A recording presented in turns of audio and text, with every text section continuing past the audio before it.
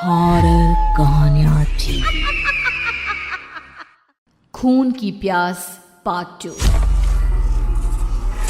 और उसके बाद वो जंगल एक बार फिर से सुमन की चीखों से गूंज उठा।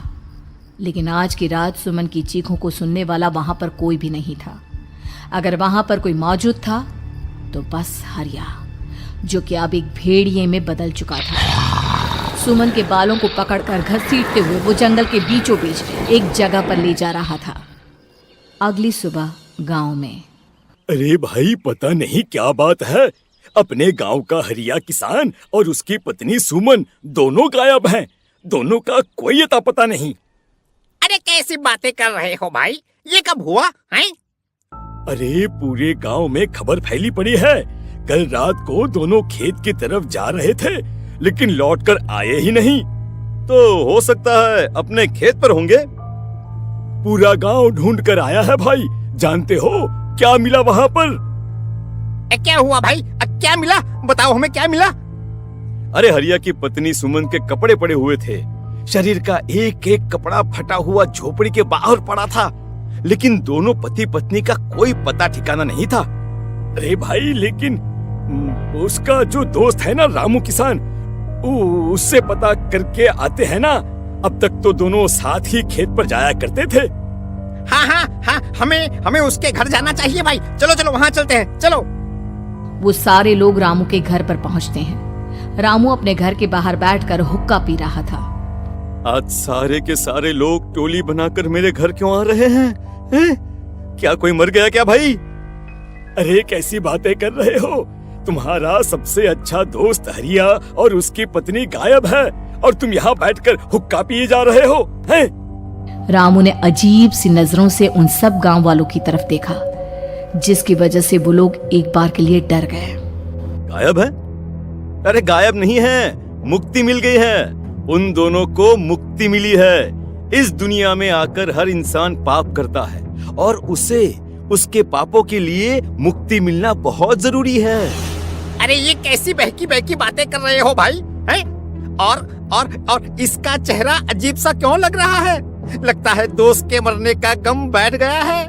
पागल हो गया है शायद ये पागल। ये बात सुनते ही रामू चीख कर जोर से चिल्लाते हुए कहता है, पागल मैं नहीं हूँ, पागल तुम सब हो।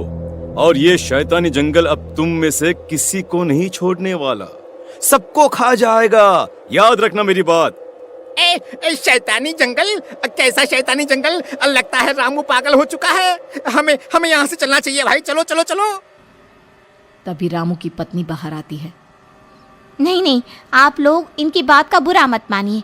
2 दिन पहले हरिया के साथ खेत पर गए थे। जब से वहाँ से आए हैं तब से ऐसी ही बातें कर रहे हैं। भगवान जाने ऐसा क्या देख लिया उन्होंने, खेत में कुछ भी बड़बड़ाते रहते हैं। लेकिन गांव के लोगों ने कमला की कोई बात नहीं सुनी, और वो सब वहां से चले गए।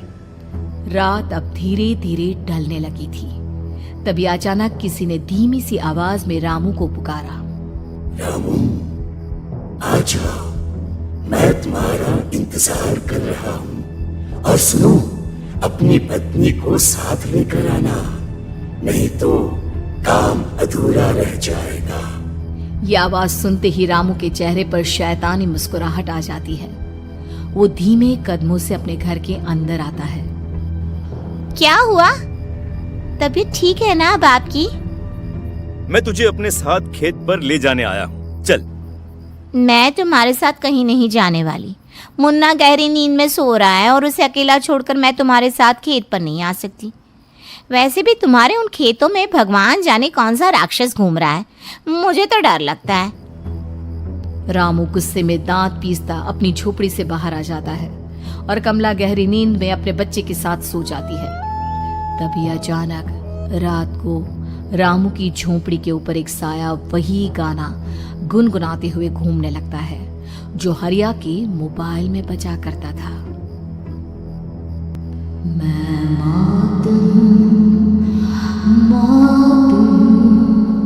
मौत जो पसरी है चारों ओर, जो आएगी कहीं से भी निगल जाएगी सबको।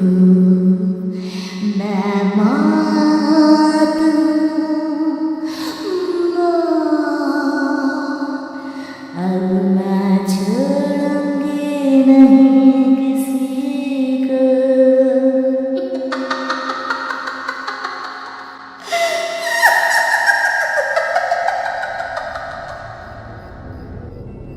ये आवाज सुनकर रामू की पत्नी कमला की आंख खुलती है और वो देखती है कि उसका मुन्ना अपनी जगह से गायब था। कमला चीखते हुए बाहर दौड़ कर आती है। वहां पर उसने देखा कि रामू ने अपने बच्चे को झोपड़ी के बाहर एक पेड़ से उल्टा लटकाया हुआ था और उसका बच्चा चीख चीख कर रो रहा था। वहीं दूसरी तरफ एक साया बच्चे के ठीक नीचे आग जलाकर उसके चारों तरफ हैवानों की तरफ नाच रहा था। छोड़ दो मेरे बच्चे को। अरे क्या कर रहे हो तुम? शर्म नहीं आती तुम्हें अपने ही बच्चे को इस तरह मौत के हवाले करते हुए? अपना बच्चा? किसने कहा ये मेरा बच्चा है? अरे ये तो उस रामू की औलाद है, इस गांव के किसान रामू की, और मेरी दुश्मनी इस गांव के हर इंसान के साथ है। क्या कैसी बात कर रहे हो तुम? और ये औरत कौन है? ये मेरे बच्चे को खा जाएगी। तभी अचानक से उस साया ने एक बेहद खतरनाक दिखने वाली औरत का रूप ले लिया और उसकी आंखों से आग निकल रही थी। सही पहचाना तूने, मैं तेरे बच्चे को खा जाऊंगी। अगर तू अपनी इस हैवान पति रामू के साथ जंगल नहीं आए तो मैं तेरे बच्चे को खा जाऊंगी। लेकिन क्यों? आखिर क्या चाहती हो तुम मुझसे? मुझे जंगल क्यों ले जाना चाहती हो? औरत बुरी तरह से ठहाके मार मार कर जोर जोर से हंसने लगी और साथ में रामू भी। ये तो तुझे वहाँ चलने के बाद ही पता चलेगा ना। अगर तू नहीं आई तो थोड़ी देर में तेरा ये बच्चा आग में जलकर मर जाएगा। चल जल्दी। नहीं मेरे बच्चे को छोड़ दो। तुम जहाँ कहोगे मैं तुम्हारे साथ चलने के लिए तैयार हूँ। और उसके बाद उस बच्चे को झोपड़ी में लिटाकर आगे आगे वो साया चल रहा था और उसके पीछे पीछे रामू अपनी पत्नी के बाल पकड़कर उसे घसीटते हुए जंगल की तरफ ले गया। जंगल में जाने के बाद कितनी खूबसूरत हो तुम। आज की रात बस तुम और मैं एक दूसरे के साथ रहेंगे। मुझे तुमसे बहुत डर लग रहा है। तुम्हें क्या हो गया है? तुम तो बिल्कुल ठीक थे। वो होगा जो हमारे बीच होना चाहिए। तो आओ अपने आप को मेरे हवाले कर दो। कमला ने डर की वजह से अपनी दोनों आंखें कसकर बंद कर ली थी। रामू ने बुरी तरह से चीख कर कमला से कहा, आंखें खोलो अपनी और मेरी तरफ देखो। कमला ने जैसे ही अपनी आंखें खोली उसने देखा कि रामू एक खतरनाक खूनी हैवान में बदल चुका था। कौन हो तुम? जाने दो मुझे। क्या चाहते हो मुझसे? वही जो एक आदमी एक औरत से चाहता है।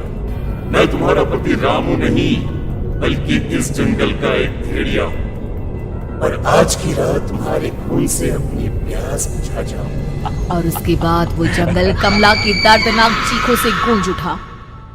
अगली सुबह कमला के कपड़े भी जंगल में उसी तरह पाए गए जैसे कि सुमन के पाए गए थे।